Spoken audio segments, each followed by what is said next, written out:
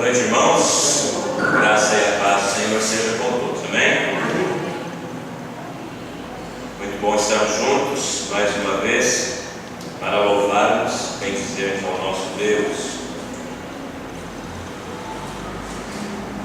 Quero convidar os irmãos que abram as suas Bíblias na Epístola aos Hebreus, capítulo 9, versos 16 a 22.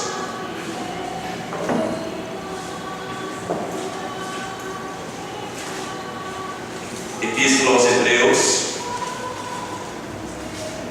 capítulo 9, versos 16 a 22.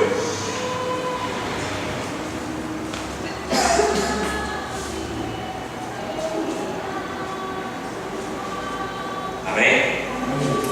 O texto sagrado nos diz: porque onde há testamento, é necessário que intervenha a morte do testador, pois o testamento só é confirmado no caso de mortos, visto que de maneira nenhuma tem força de lei enquanto vive o testador, pelo que nem a primeira aliança foi sancionada sem sangue, porque havendo Moisés proclamado todos os mandamentos segundo a lei a todo o povo, tomou o sangue dos bezerros e dos bodes com água e lã, tinta de escarlate e isopo, e aspergiu não só sobre o próprio livro, como também sobre todo o povo, dizendo: este é o sangue da aliança, a qual Deus prescreveu para vós outros.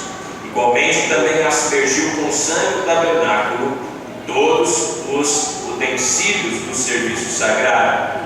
Com efeito, quase todas as coisas, segundo a lei, se purificam com sangue, e sem derramamento de sangue não há remissão. Vamos orar? Te agradecemos, ó Deus querido, pela tua palavra que acabamos de ler. Agora, ó Pai, que o Espírito do Senhor nos conduza ao entendimento dessa tua santa palavra, ó Deus. Que as nossas mentes estejam voltadas para esta palavra agora, podendo ser, ó Deus, edificados, trabalhados, transformados, e ó Deus, que não apenas fiquemos no aprendizado da tua palavra, mas que aprendamos a praticá-la no nosso dia a dia. É a nossa oração e a fazemos em nome de Jesus Cristo. Amém. Deus é graça, irmãos.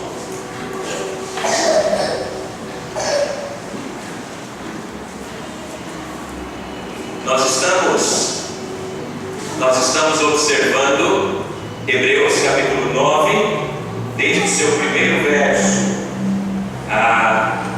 E esse capítulo ele é dividido em 5 partes. Versículos 1 e 2 nos fala do santuário celestial.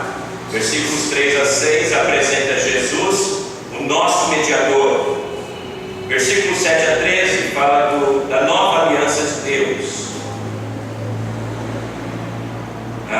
Fala também do santuário terreno, e depois falamos do sangue sacrificial de Jesus, que é o que nós estamos olhando agora a partir do verso 11, que fala 11 a 14, Cristo purifica a nossa consciência, que nós já olhamos, a morte de Cristo e a primeira aliança.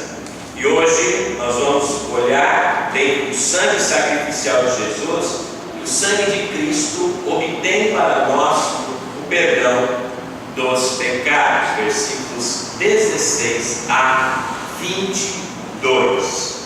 A palavra aliança, ela envolve pecado. Ela nos apresenta essa questão da aliança, e essa aliança, tanto a primeira quanto a segunda, ela foi feita justamente porque houve a questão do pecado. E o pecado necessita de uma nova aliança e necessita do derramar do sangue. O sangue derramado conduz à morte, e a morte leva então à remissão do pecado. Versículos 16 e 17, nessa introdução, diz: porque onde há testamento, é necessário que intervenha a morte do testador, pois o testamento só é confirmado no caso de mortos, visto que de maneira nenhuma tem força de lei enquanto vive o testador. Às vezes, uma palavra ela pode ter dois significados totalmente diferentes, que podem ser distinguidos somente pelo contexto na qual ela é usada. O termo aqui, no grego original, a palavra diake, serve ao propósito de transmitir os conceitos de aliança e de testamento. São duas palavras, mas que nós vamos ver que eles estão relacionados. Em 9:15, o contexto que fala, porque ele mesmo, por isso mesmo ele é o mediador de nova aliança. E no versículo 16 fala, porque onde há testamento. Então nós temos duas palavras, aliança e testamento, e vamos tentar colocá-las dentro do contexto do que estamos olhando. No versículo 15 do capítulo 9, o contexto é religioso, e a palavra significa aliança, é a mesma palavra do grego. E o autor fala da nova aliança, da qual Cristo é o mediador. E, consequentemente, Cristo sendo o mediador da nova aliança, a antiga aliança então é substituída pela nova aliança. A antiga aliança perde o seu valor, sendo substituída por implicação pela nova aliança, ou a segunda aliança. Agora, nos versos 16 e 17, o autor muda o uso da palavra do contexto religioso para o contexto legal. Ele sai do contexto da religião para o contexto da legalidade do assunto. E ele agora apresenta, então, em vez do conceito aliança, que é um conceito mais religioso, ele apresenta o conceito de um testamento. Um testamento, quando um advogado escreve para um cliente, quando aquele testamento, o cliente ele quer dividir os seus bens, ele quer separar os seus bens para muitos dos seus, daqueles que receberão parte dos seus pertences, ou para instituições, ou para pessoas. Testamento, os irmãos já estão acostumados com a ideia, com a palavra, quando alguém tem alguma coisa, já quer dividir isso, talvez para os seus filhos, ou quer colocar associações, ou outras pessoas, então ele deixa um testamento pronto, ele faz um testamento.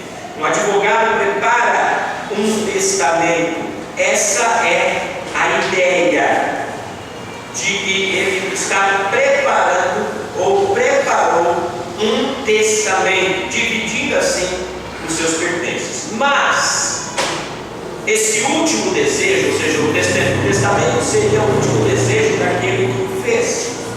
Esse testamento só tem valor a partir do momento em que aquela pessoa morre. Enquanto ela está viva, o testamento não tem nenhum valor legal. Nenhum daqueles que vão ficar com a herança podem pedi-la enquanto o testador está vivo. Porque aquele que faz o testamento, ele pode de repente mudar de ideia. Então ele pode cancelar aquele testamento e fazer outro, ou ele simplesmente pode rasgar aquele testamento e ninguém mais ter algum acesso àquilo. Isso então leva a dizer que perde o valor do testamento enquanto aquela pessoa está viva. Ainda que seja testificada a sua legalidade, enquanto o testador não morrer, ele pode mudar ou reescrever. Mas a partir do momento em que aquele que fez o testamento morre, as palavras do testamento se tornam inalteráveis. Ninguém pode mudar mais o testamento depois que o testador morre. Então ele passa a se tornar legal. Como é que esses versículos 16 e 17 que apresentam essa questão se relacionam com o versículo 15? Qual é a conexão entre a palavra aliança e a palavra testamento? Qual é a conexão dessa ideia? é o mediador da nova aliança. Morreu uma morte sacrificial para redimir aqueles que receberão sua herança prometida. Nos 2 versos seguintes, ele afirma que a morte de quem fez um testamento confirma esse documento. Por implicação, é que quem faz a aliança é Deus, e quem também faz o testamento é Deus. Deus é quem faz o testamento, Deus é quem faz a aliança, não é Cristo, o Filho, mas é Deus quem faz essa aliança ou esse testamento. Agora, Cristo, funcionando como um mediador, ele se torna o fiador desta aliança e desse testamento. Ele assume como aquele que vai cumprir o desejo daquele que fez o testamento ou a aliança. Quando nós fazemos um contrato, por exemplo, celebramos um contrato de aluguel, nós precisamos normalmente de um fiador. O que é que o fiador faz? Ou o que ele assume? Se aquele que fez o contrato não pode pagar, quem que tem que pagar? O fiador. O fiador assume a dívida. Então Cristo é o fiador da nova aliança. Deus fez um testamento para conosco, mas o fiador dessa aliança, desse testamento, é Cristo. Ele é quem paga então o preço, porque nós não teríamos condições de assumir nosso papel nesse contrato. Então Cristo se torna o fiador da nova aliança e se torna então o fiador desse testamento, a fim de que as promessas sejam executadas e honradas. Então Cristo morre a fim de cumprir essas condições. Ao mesmo tempo, a morte de Cristo então confirma o último desejo e o testamento, de maneira que os crentes possam receber a herança eterna prometida. Portanto, os versículos 16 e 17 eles servem como uma analogia. Mas como toda analogia, ela tem suas limitações. E aqui também não se foge à regra. Há algumas limitações na analogia do autor de Hebreus. Com a sua morte, uma pessoa deixa suas possessões para os herdeiros. Mas esses herdeiros são mortais. Um dia morrem e vão deixar essas suas possessões para outros herdeiros. Portanto, então nós entramos nos versos seguintes, porque a partir daqui nós não temos como seguir com a analogia, e o próprio autor de Hebreus não tem como seguir com a analogia, porque o testador morreu, eu recebo a herança, mas um dia eu também vou morrer, então a herança também vai ficar para outro. Mas no caso da salvação, da remissão dos pecados, isso não é possível. Então o autor, ele para a analogia e ele vai mostrar, ou continuar a ideia, mostrando que Cristo morreu, ressuscitou, e os herdeiros então recebem uma herança eterna e vivem com ele para sempre. Ou seja, ele morre, dá a herança, mas ele ressuscita, e por causa da base da ressurreição de Cristo, nós também um dia vamos ressurgir e vamos viver eternamente com Ele. Então essa herança passa a ser uma herança eterna, não uma herança temporária. Mesmo com a nossa morte, essa herança não é perdida, ela permanece conosco, porque Cristo ressuscitou. Então versículos 18 a 22 vão ampliar essa ideia. Pelo que nem a primeira aliança foi sancionada sem sangue, porque havendo Moisés proclamado todos os mandamentos, segundo a lei, a todo o povo, tomou o sangue de bezerros e dos bodes, com água e lã tinta de escarlate e sopo, e aspergiu não só o próprio vivo, como também sobre todo o povo.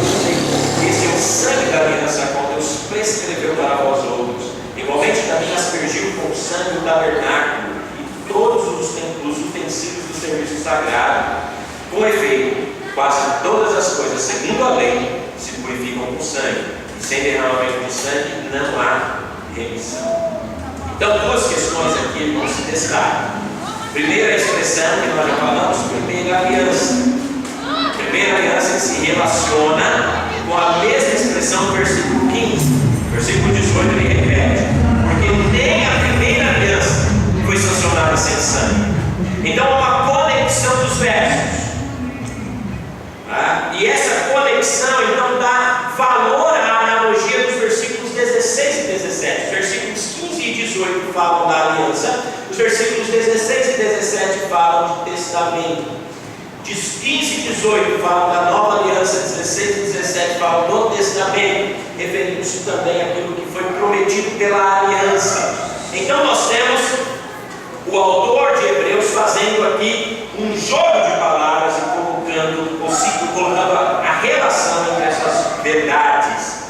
Os versos conectados dessa forma dão valor então a essa analogia, que podem ser colocados como que entre parênteses os versículos 16 e 17, ou uma aplicação daquilo que ele falou do verso 15 e continua a partir do verso 18. Então essa repetição ela recebe uma ênfase agora. E dentro do contexto dessa primeira aliança, nós devemos ver que em cada versículo ocorre o termo sangue. Se nós observarmos, o termo sangue ele aparece diversas vezes nesse versículo.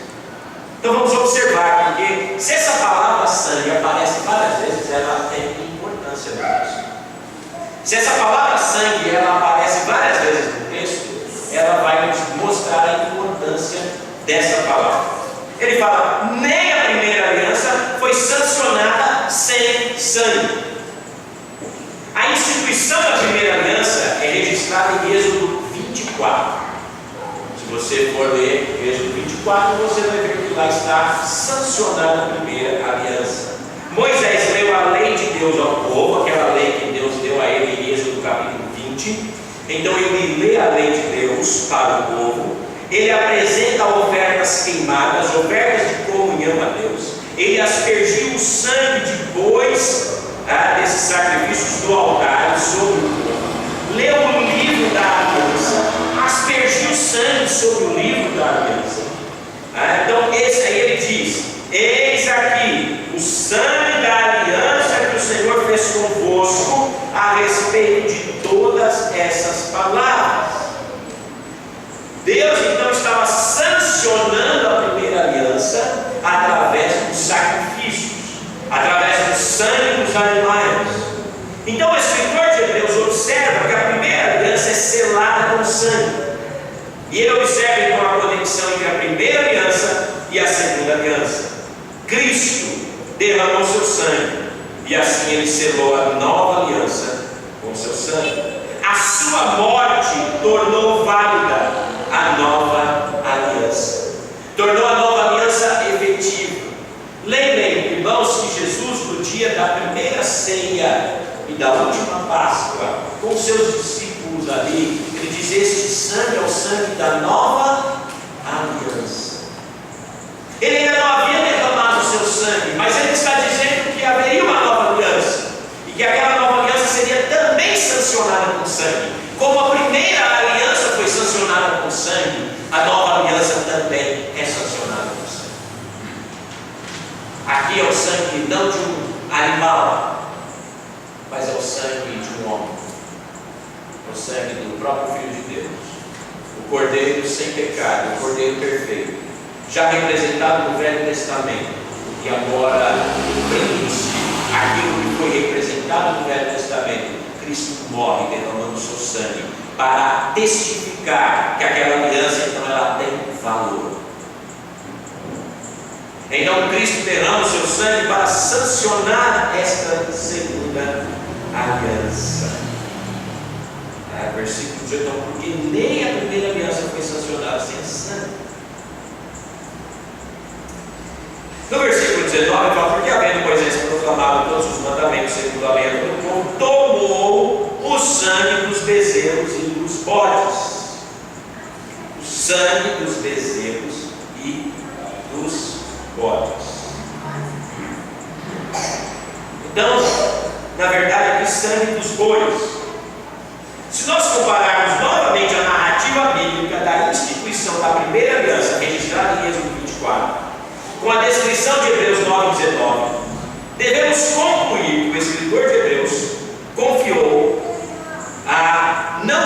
capítulo 24, mas com certeza ele observou todos os 5 livros de Moisés e dali ele tirou o material para escrever esse versículo.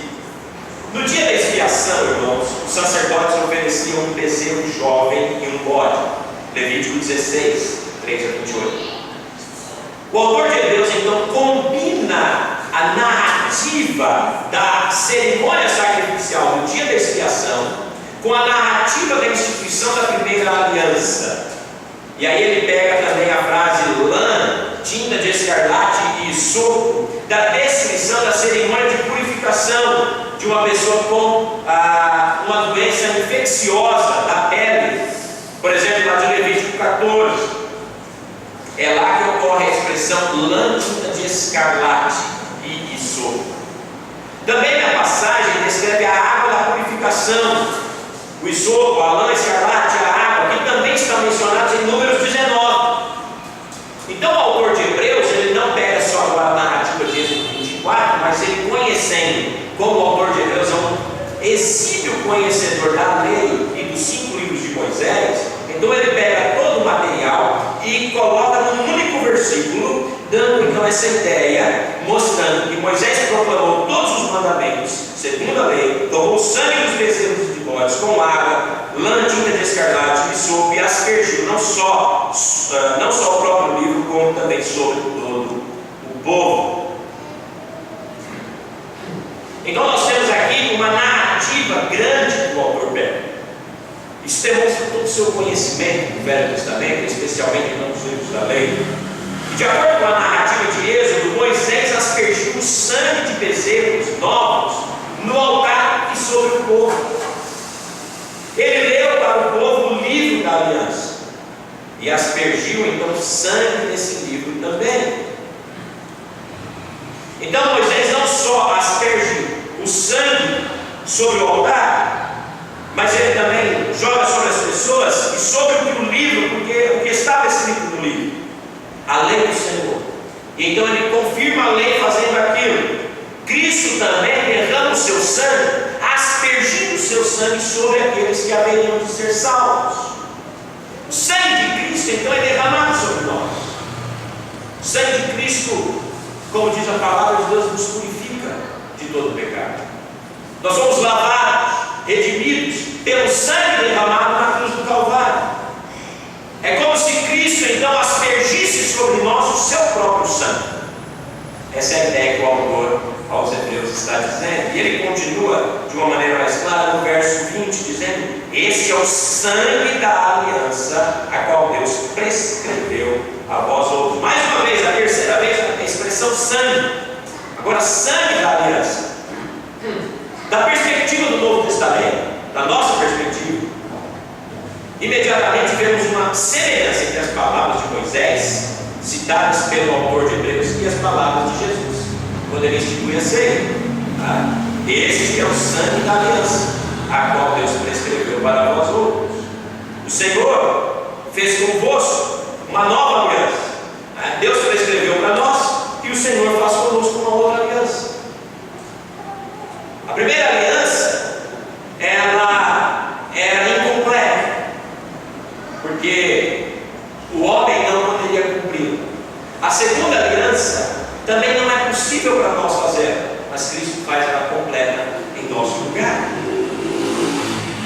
Nós poderíamos dizer que o autor de Hebreus está se referindo às palavras de Jesus, mas não. Ele está se referindo ao que aconteceu no Velho Testamento. Mateus, o autor do Evangelho de Mateus, disse que o sangue de Cristo derramado em favor de muitos, como o autor de Marcos diz, para o perdão dos pecados. É interessante, irmãos, que em Marcos 14, 24 diz isso, Jesus falando: isso é o meu sangue, o sangue da nova aliança, derramado em favor de muitos. Se fizermos uma conexão com Isaías capítulo 53, nós vamos também olhar lá, falando do servo sofredor, falando que também ele aspergiu seu sangue e morreu por muitos, por um grupo específico. E E a partir disso, irmãos, nós podemos afirmar que Cristo morreu por um grupo, pela sua igreja. A morte dele foi pela sua igreja, pelos salvos. Nenhuma gota do sangue de Cristo foi derramada em vão. Normalmente nós dizemos que Cristo morreu por todos. É uma falácia. Ele morreu pela sua igreja. Porque se Cristo morreu por todos, segue-se, portanto, que todos então têm que ser salvos. Porque a morte de Cristo, ela produz salvação. Se ele morreu por toda a humanidade tem que ser salva. Porque senão a obra de Cristo foi imperfeita. Se ele não conseguiu salvar toda a humanidade e ele morreu por toda a humanidade, logo ele não pode garantir a salvação de ninguém se algum for perdido. É apenas uma questão lógica. Agora, se Cristo morreu somente pela sua igreja, somente pela sua noiva, então ele fez uma obra perfeita, porque aí todos os que são a igreja de Cristo serão salvos. Serão salvos. Naturalmente, irmãos, e obviamente não quero tirar de dizer que a morte de Cristo ela seria suficiente para salvar toda a humanidade, se assim ele quisesse. Mas essa morte ela é aplicada apenas para a sua igreja, para aqueles que serão salvos, os que foram, os que são e os que ainda virão a ser salvos. Então Cristo derramou o seu sangue especificamente pelo seu povo. Isaías fala isso, Mateus fala disso, os evangelhos todos tratam disso. Ele morreu pelo seu povo, pela sua igreja, por aqueles que vão ser salvos. Mas mesmo assim, a morte dele é oferecida a todos, mas somente aqueles que creem é que têm aplicado a morte de Cristo para si, e são os salvos, os eleitos de Deus, aqueles que foram escolhidos por toda a eternidade para serem o louvor da glória do Senhor, como diz Efésios capítulo 1.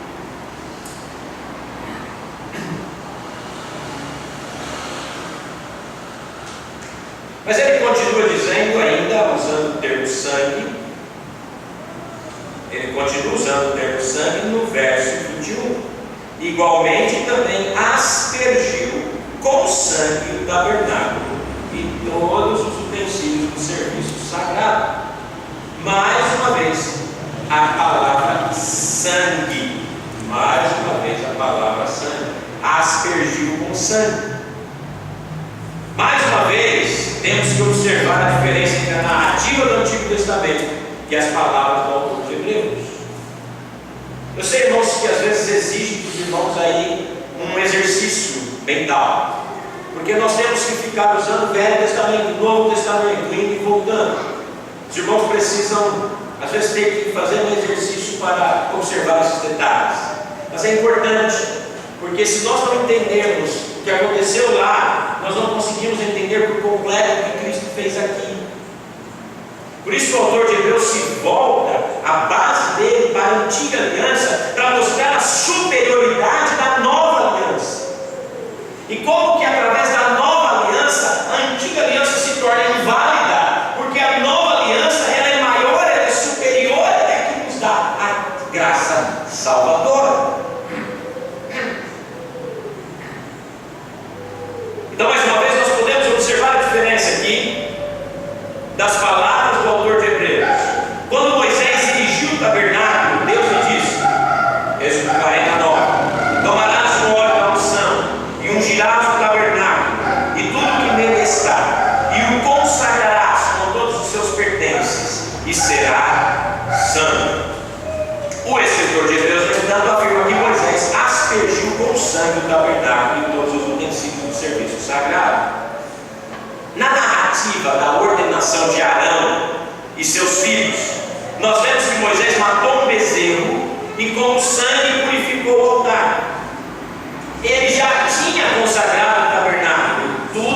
tinha dele.